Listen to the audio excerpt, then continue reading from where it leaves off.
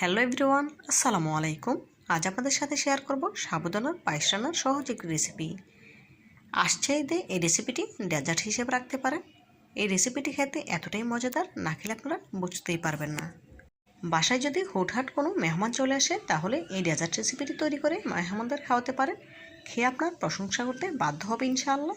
তো বন্ধুরা, কথা না বাড়িয়ে চলুন সাবুদানার পায়েস বা ডেজার্ট রেসিপি তৈরির মূল প্রিপারেশনে যাওয়া যাক।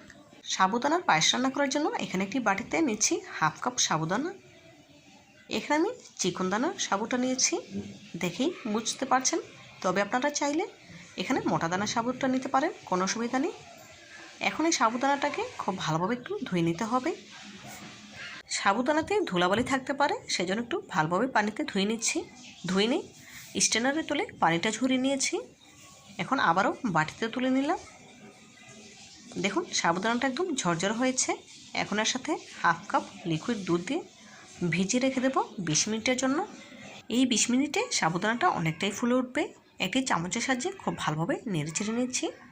এখন রেস্টে রেখে দিচ্ছি 20 মিনিটের জন্য। ফিরছি 20 মিনিট পর। সাবুদানার পায়েস রান্না করার জন্য চুলে একটি প্যান বসিয়ে নিয়ে নিলাম মেজারমেন্ট কাপের 6 কাপ লিকুইড দুধ। অবশ্যই ফুল ফ্যাটযুক্ত দুধ নিতে হবে।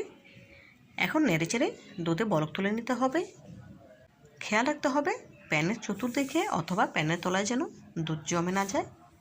দেখুন নেড়েচেড়ে দুধে বলক তুলে নিয়েছি। এই পর্যায়ে গ্যাসের ফ্লেম কিছুটা কমিয়ে দেব। গ্যাসের ফ্লেম মিডিয়াম হিটে রেখে জাল করে নেব প্রায় 5 মিনিটের মতো। এই 5 মিনিটে দুধ কিছুটা ঘন হয়ে আসবে। দেখুন নেড়েচেড়ে প্রায় 5 মিনিট দুধ জাল করে নিয়েছি।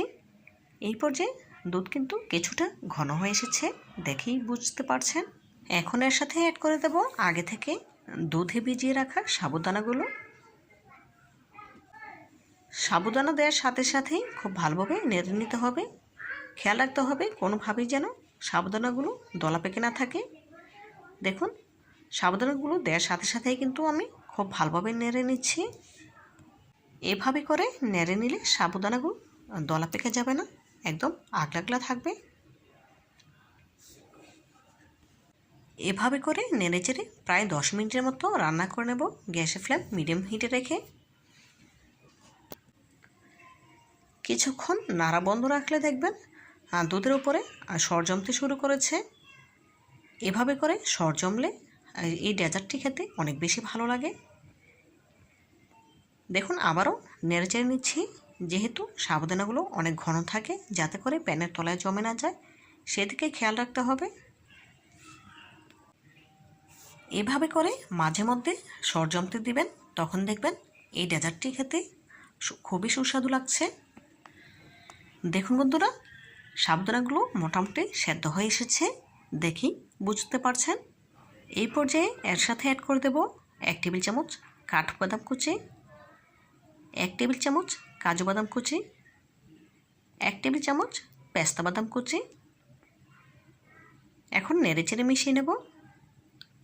চাইলে আপনারা এখানে কিশমিশ দিতে পারেন, তবে আমি কিশমিশ দিইনি। কিশমিশ ছাড়াই আমার কাছে ভালো লাগে, তবে আপনাদের কাছে কিশমিশ ভালো লাগলে সেক্ষেত্রে অ্যাড করে নিতে পারেন।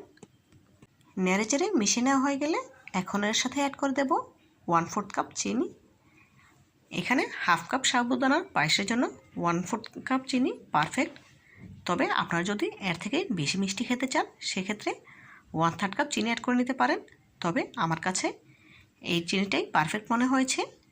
দিয়ে দিলাম পরিমাণ মতো লবণ, 1 চিমটি পরিমাণ এলাচ পাউডার। আমি এখানে এলাচ পাউডার দিয়েছি, তবে আপনারা চাইলে আস্ত এলাচ দিয়েও রান্নাটা করে নিতে পারেন, কোনো অসুবিধা নেই। নেড়েচেড়ে খুব ভালোভাবে মিশিয়ে নিচ্ছি। যে কোনো মিষ্টি খাবারে অবশ্যই লবণটা দেওয়ার চেষ্টা করবেন, এতে করে খাবারের স্বাদ অনেক গুণে বেড়ে যাবে। দেখুন এই পর্যায়ে সাবুদানার পায়েস বা ডেজার্ট রান্না করা মোটামুটি কমপ্লিট। আপনাদের দেখিয়ে দিচ্ছি সাবুদানার ঘনত্ব কেমন রেখে চুলা থেকে নামিয়ে নিতে হবে। দেখেই বুঝতে পারছেন, এর থেকে বেশি ঘন করতে যাবেন না, তাহলে আবার যখন পায়েসগুলো ঠান্ডা হবে তখন কিন্তু আরও বেশি ঘন হয়ে যাবে। এই অবস্থাতে চুলা থেকে নামিয়ে নিতে হবে। গ্যাসের ফ্লেম অফ করে দিয়েছি।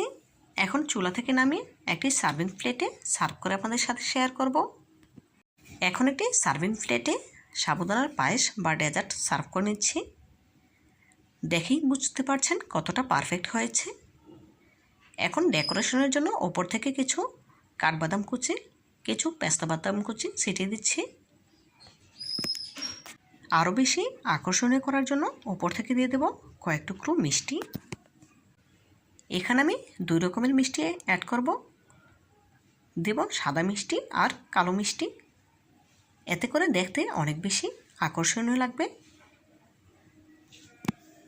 তো বন্ধুরা, রেসিপিটি ভালো লেগে থাকলে একবার হলেও বাসায় ট্রাই করবেন এবং খেয়ে আমাকে কমেন্ট করে জানাবেন কেমন হয়েছে। আজকের মতো বিদায় নিচ্ছি। দেখা হবে নতুন কোনো দিনে নতুন কোনো রেসিপিতে। ভালো থাকবেন সবাই আর আমার জন্য দোয়া করবেন যেন এমন আরও নতুন নতুন রেসিপি নিয়ে আপনাদের সামনে হাজির হতে পারি।